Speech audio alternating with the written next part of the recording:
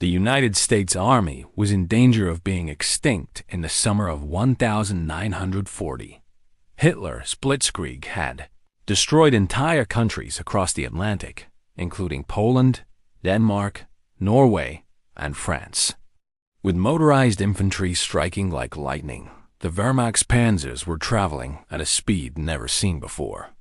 Additionally, America's senior generals were horrified when they saw their own forces in Washington, D.C. The U.S. Army was a holdover from the last conflict. America continued to train cavalry regiments with horses as Germany deployed mechanized divisions. The motorcycle served as its main rapid recon vehicle. It was a death trap in the event of a fire, unusable in mud, and useless in snow.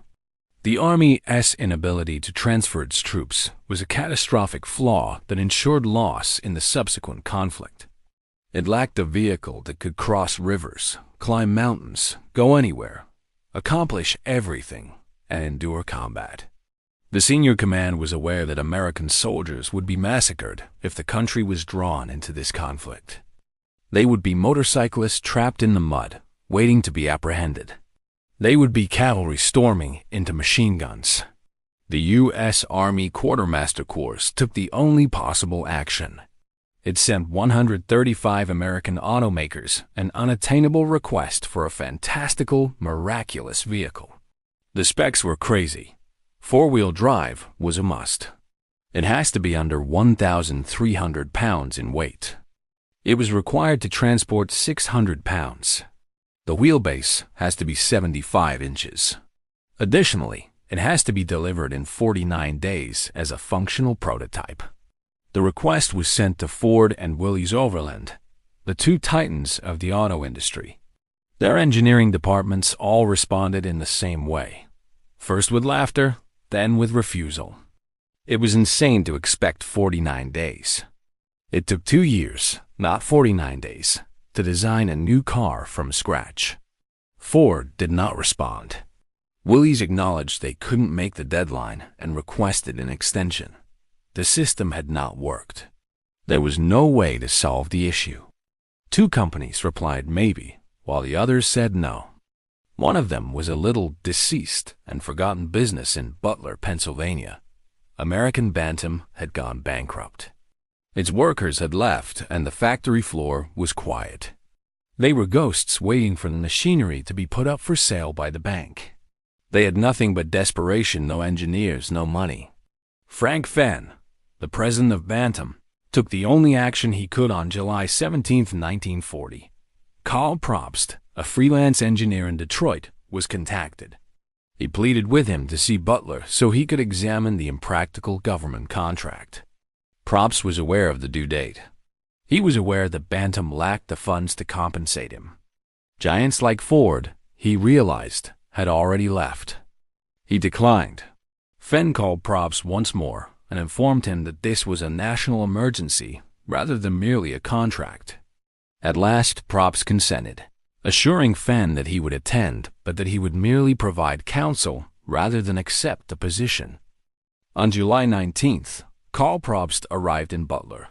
He was a 56-year-old average man, not a corporate executive, but a talented but unsuccessful designer. He was seated in a room with the skeleton crew of Bantam. The Army wanted the first designs in 2 days. They informed him. This was a failure. It was a fantasy. Probst informed Fenn that he was heading back to Detroit by car. Then he didn't. Why he stayed is a mystery. Perhaps pride, perhaps patriotism, perhaps the desperation on the faces of the Bantam crew.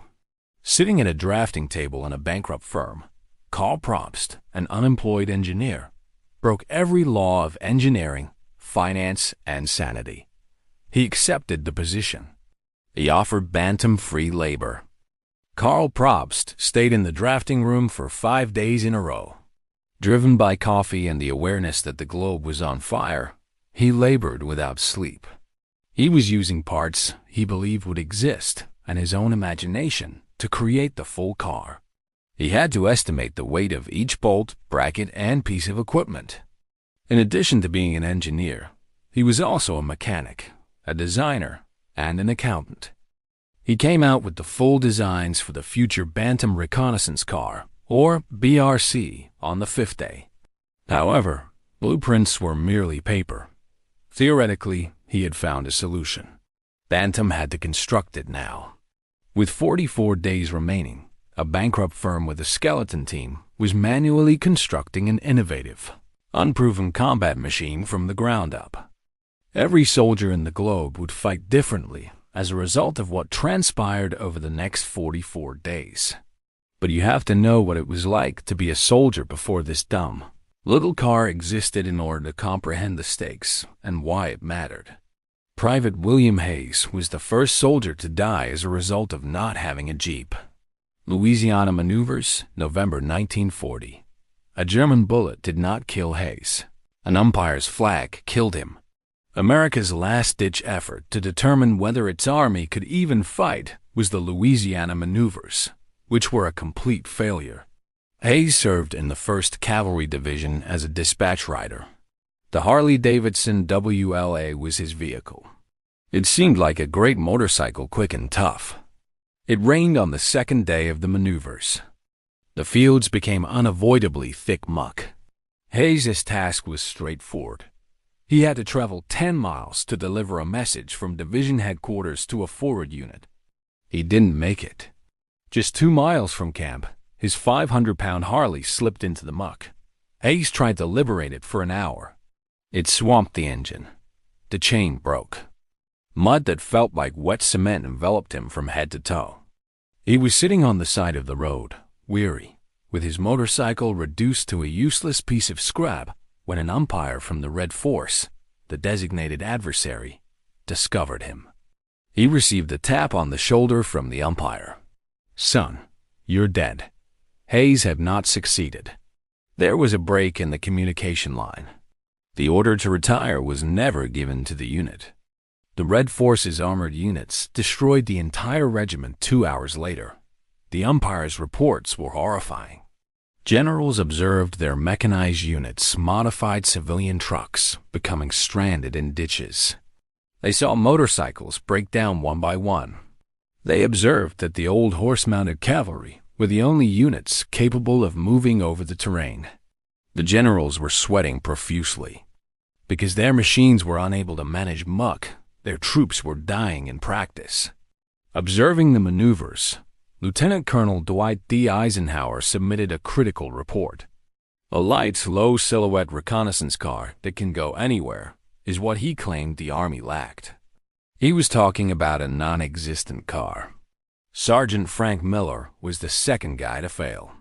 Miller oversaw a squad of .30 caliber machine guns. A modified 1939 Chevrolet truck, a civilian vehicle painted olive green, served as their means of transportation. Miller's truck was instructed to move to a defensive position on a hill during a nighttime practice, but there was no road. The driver made an attempt to travel across the country. They traveled 50 yards. On a log, the chassis, which was built for paved roads, became high-centered. The wheels whirled pointlessly. For the next 3 hours, the team dug it out. They remained there by daybreak. The umpires determined that a single Red Force mortar team had killed the whole squad after seeing the stranded truck. There were several reports of staff cars developing flat tires and obstructing the main line of advance. Officers radioing for assistance that never arrived, and artillery trapped on gravel roads. The Louisiana maneuvers of 1940 were not a drill. The old American Army was dying, and they were a funeral. The high leadership was chillingly certain that deploying this army to Europe would result in the deaths of thousands of lads, including children like Hayes and Miller. They were stuck. Industry titans have declared that 49 days was not feasible. The exercises demonstrated that America could not battle without this unfeasible vehicle. Karl Probst, a small insolvent plant in Butler, Pennsylvania, and a set of blueprints created for free by an engineer no one had ever heard of, now controlled the whole fate of the U.S. Army, including its capacity to even contend with Hitler. There was a ticking clock. There are 44 days remaining. Karl Probst and Harold Christ, the manager of the Bantam manufacturing, started the actual work back in Butler. There was anarchy. They were devoid of parts. The purpose of the Bantam facility was to produce little civilian automobiles. It lacked the necessary equipment for a tough military vehicle with four-wheel drive. The supply chain had to be created on the fly. Probst required axles. He gave Spicer Manufacturing a call. They assured him that in 12 weeks they could design new axles. Probst was not given 12 weeks. Don't design anything, he instructed them. Simply make use of what you have. Use the axles that come with your car. We'll get them to function. A transmission was required. A Studebaker champion handed him one. He needed a case for transfer. He gave Spicer another call. In Butler, the Bantam factory itself became legendary. Frank Fenn, the president of the corporation, issued a call. He informed the town that Bantam was developing an Army secret weapon. After being dark for months, the factory lights suddenly began to burn continuously. Tool belts in hand, welders who had been laid off for 6 months arrived at the factory entrance. They were employed by IOUs. The spirits of Bantam returned, including mechanics, sheet metal workers, and painters. Corporate manufacturing was not what this was. It was a barn raising. Probst resided at the factory. He held the positions of quality inspector, foreman, and chief engineer. He was resolving issues that Ford's enormous engineering department had declared insurmountable. 1,300 pounds was the Army specification. Probst was aware that his car would weigh more than 2,000 pounds because of its heavy-duty axles and transfer case. Build it anyway, he said to Bantam. Make it robust. They won't be concerned about the weight if it succeeds. Once more, he was disobeying the rules. The sheet metal was being hand-formed by the Bantam team. The frame was being welded by hand. There was no assembly line here. This hot rod was made to order. The BRC-40, also known as the Bantam reconnaissance car, began to take shape. It was tiny. It was square. It had a flat grille and spherical headlamps. It was unattractive. It appeared to be unlike anything anyone had ever seen. It was a mobile box. Panic came in as the number of days decreased 30, 20, and so on. The deadline was September 23rd at 5 p.m. Camp Holabird in Baltimore, Maryland, was the delivery site. It was 250 kilometers away. With 48 hours remaining on September 21st, the automobile was still not put together. The wiring harness was incorrect, but the engine was in. The mounting brackets did not fit the unique transfer case that Spicer had sent. On the manufacturing floor, Probst and his crew had to re-drill the frame. The crew was worn out. They were making errors. Many of them slept on cots by the assembly line after working for 40 days in a row. 36 hours before the deadline, on the morning of September 22nd, they finally turned on the engine. It was successful. They fixed leaks, adjusted the brakes, tightened fasteners, and drove it around the factory yard all day. Carl Probst and Harold Christ, the manufacturing manager, got into the driver's seat at 4:08 p.m. on September 22nd. The paint remained damp. They had fewer than 25 hours to travel 250 miles in an unproven, handcrafted, impractical car in order to fulfill a deadline that the world's largest corporations had deemed absurd. Probst depressed the accelerator. It was an ugly little car that came out of the Bantam plant. The race had begun. However, there was more to this than a race against the clock. It was a race against the laws of physics. Probst and Chris were driving a non-production model. It was a prototype, a single, handcrafted set of components that had only been driven a few kilometers in a factory yard. They now had to go 250 miles on public roads. The paint remained damp. The welds had not yet dried. Every noise from the engine and every tremor from the road could have been catastrophic. What would happen if a Studebaker's transmission was unable to withstand the strain? What if the weight caused the axles, which Spicer claimed weren't made for this, to crack? The Bantam Company wouldn't simply go bankrupt if they broke down on the side of the road in Pennsylvania. It would be a joke, a historical footnote about the small business that attempted to create a miracle car, but was unsuccessful. Probst and Christ drove in near silence for 7 hours, listening, feeling, and praying. The unattractive small automobile continued to drive. It buzzed through little towns and past farms. People paused and gazed. What was this?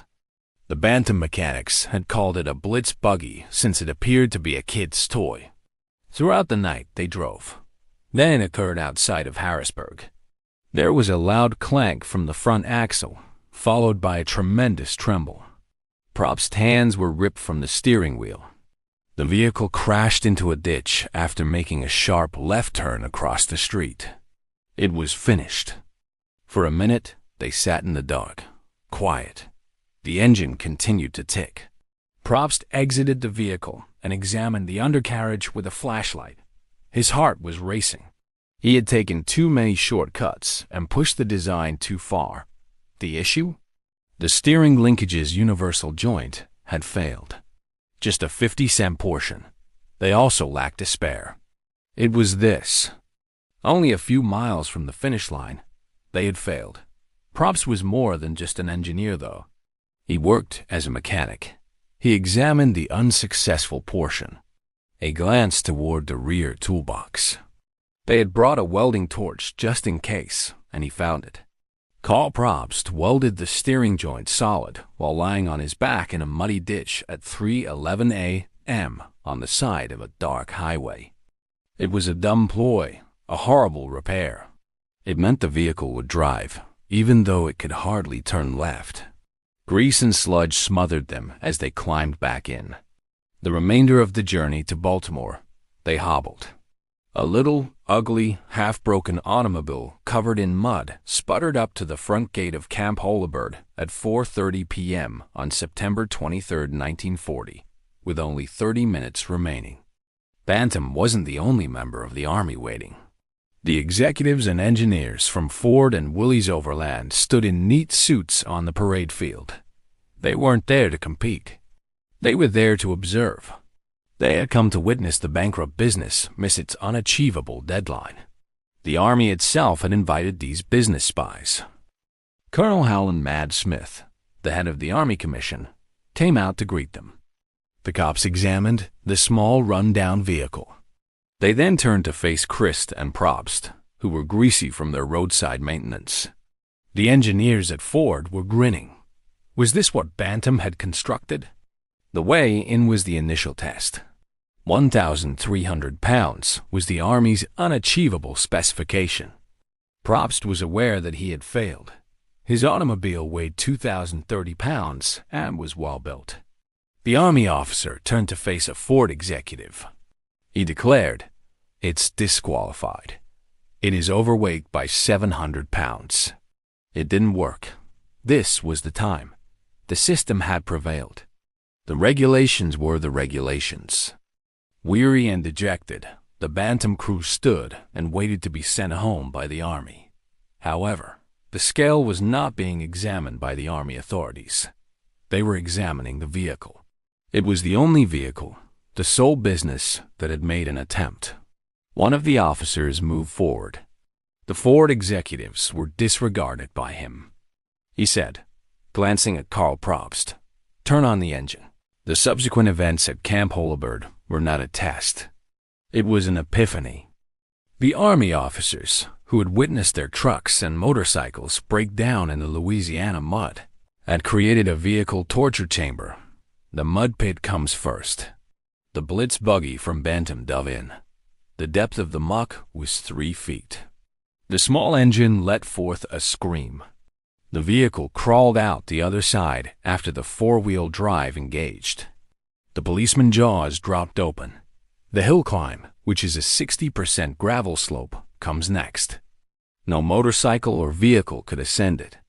At 20 miles per hour, the Bantam vehicle struck the base and raced to the summit.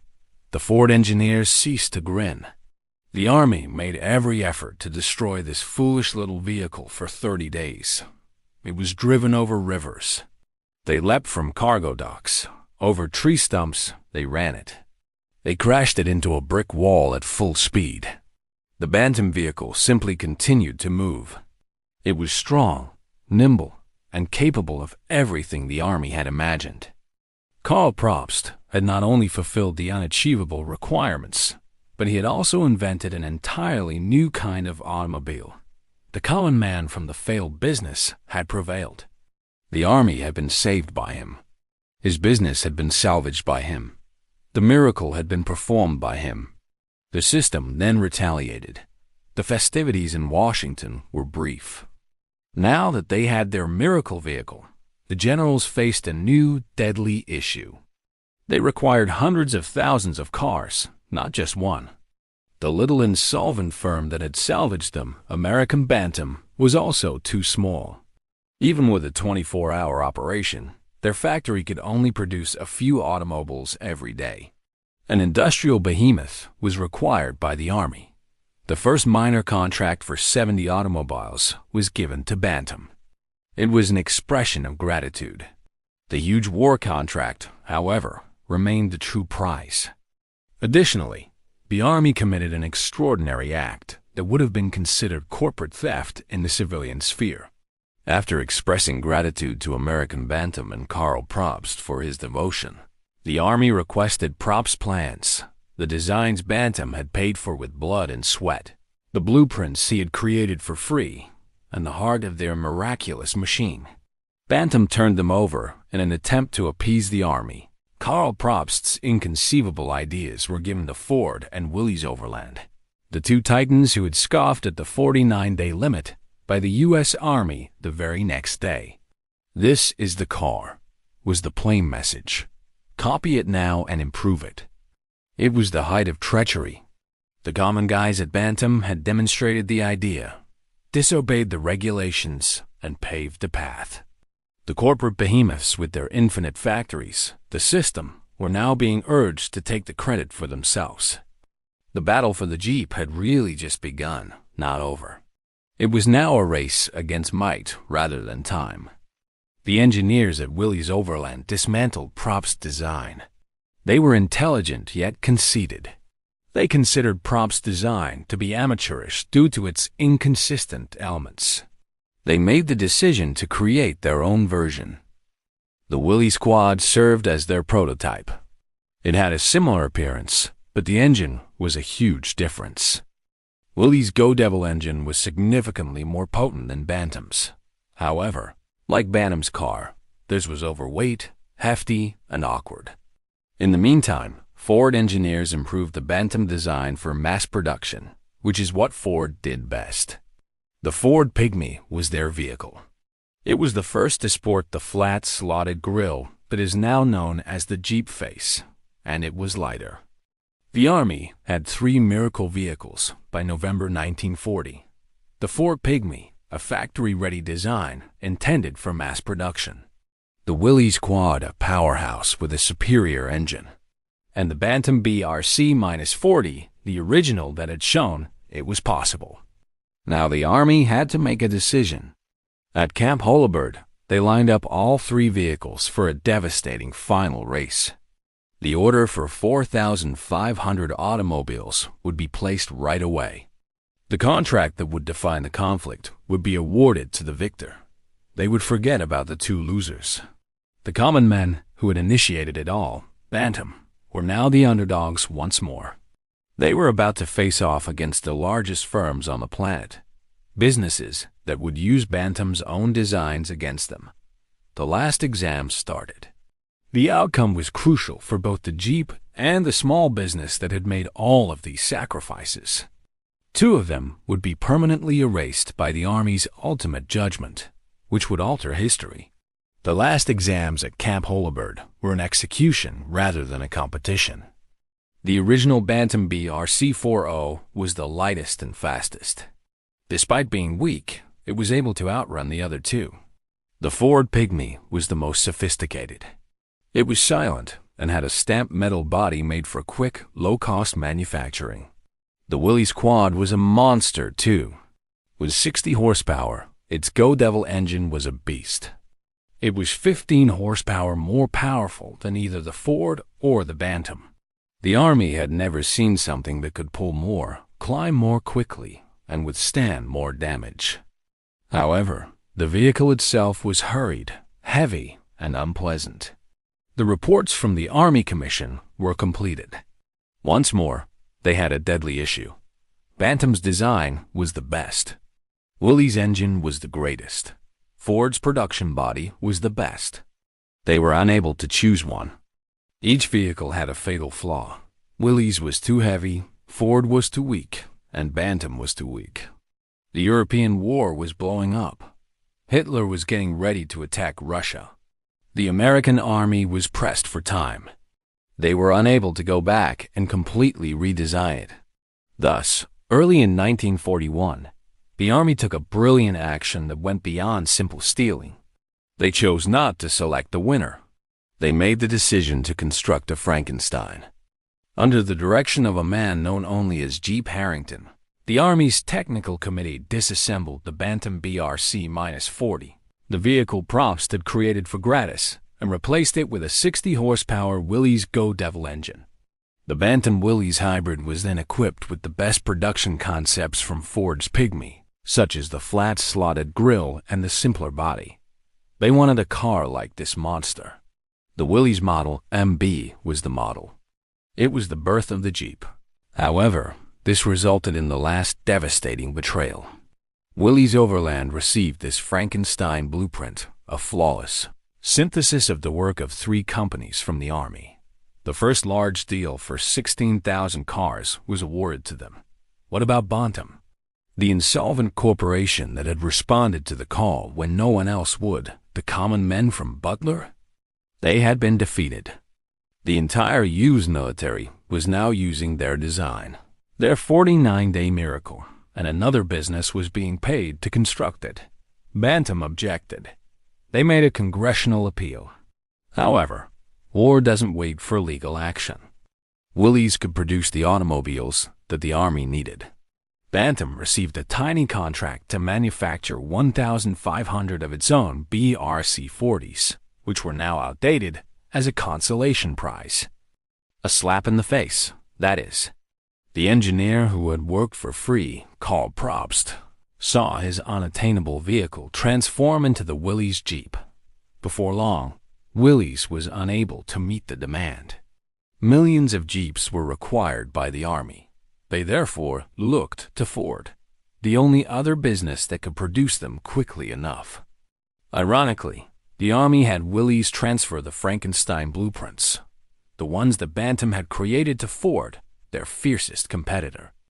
2 companies, Willys and Ford, produced more than 640,000 Jeeps between 1941 and 1945. Additionally, contracts to construct trailers, the small trailers that Jeeps would pull, were handed to American Bantam, the common man who initiated it all. History has pushed them to the periphery and forgotten them. After the war, their plant fell silent, this time permanently. The Jeep's tale is not just one of triumph. It is a horrific tale of corporate theft, sacrifice, and inventiveness. The men's tale at Bantam was finished, but the story of their innovation was only getting started. At this point, the unattractive little automobile transcends its status as a little trick and becomes the most significant mechanical outcome of the entire conflict. Some tailies include foolish wire tactics that benefited a few pilots or phony bodies that tricked a few generals. Those are intriguing tailies. This isn't one of them. The Jeep was the platform, not a ruse. All additional accounts of the conflict were told on this stage. The Russians were appreciative when the United States provided hundreds of aircraft and tanks to Stalin under Lend-Lease, but the Red Army men did not write home about the tanks. The Willys were the subject of their writing. The Jeep was a marvel to the Russian soldier fighting in the cold mud of the Eastern Front. It was the only thing capable of drawing their artillery and saving their injured. It was known as the Even Willys. It was a buddy of theirs. The Jeep evolved into a new type of weapon in the arid regions of North Africa. These small American automobiles were taken, disassembled, and equipped with 50 caliber machine guns by British SS commandos, the first special forces. The first fast attack vehicle was made by them. These gas-filled Jeeps drove hundreds of miles around German lines, emerged from the desert, fired up German airfields, and disappeared before the panzers even realized they were there as Rommel's panzers waited for fuel. The Jeep was a scalpel, not simply a vehicle.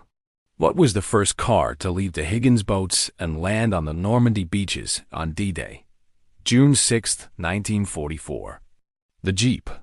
The ugly small car delivered military doctors, signal officers, and battlefield commanders before the trucks could move and the tanks could land. It served as the invasion's central nervous system. And what was the only thing that could move during the Battle of the Bulge in December 1944? When American men were frozen in foxholes and Hitler's panzers made their final desperate gamble? The horse served no purpose. It was a joke, the motorcycle. The snowy roads had trapped the 2-ton trucks. The Jeep was the only vehicle capable of navigating the ardent icy woodlands. They turned into ambulances that raced through artillery fire to save Baston's injured. Soldiers gathered around the engine block in an attempt to survive as they turned into heaters. In order to halt the German advance, they were driven directly to the front line and turned into machine gun nests. His perplexity was detailed in a well-known report written by a captured German officer. A few American paratroopers had stopped his panzers. "I don't understand," he said. "Your supply lines are severed. We were all around you. You lacked both food and ammunition. How did you continue to fight?" The American major simply gestured toward the window. "The roads weren't necessary. We possessed those." The Jeep was more than simply a car. It was a lifesaver. In just 49 days, this small device born out of a bankrupt factory became the most successful weapon of the conflict. Why? Since it wasn't kept a secret. It wasn't a one-time ploy. It was present everywhere. Every GI, every British, every Canadian, every Australian, and every Russian relied on this ubiquitous, everyday dependable worker. It was dubbed America's greatest contribution to modern warfare by General George C. Marshall. Ernie Pyle, a war correspondent, wrote, "It did everything. It spread all over the place. It was as nimble as a goat, as strong as a mule, and as devoted as a dog. It continuously carried twice as much as it was intended to carry, and continued to move forward." The C-47 transport plane, the bazooka, and the Jeep were the three weapons that helped America win the war. According to General Eisenhower, who had witnessed motorbikes fail in the Louisiana mud, American Bantam, the firm that risked all, and Karl Probst, the Conan guy, disappeared into the past.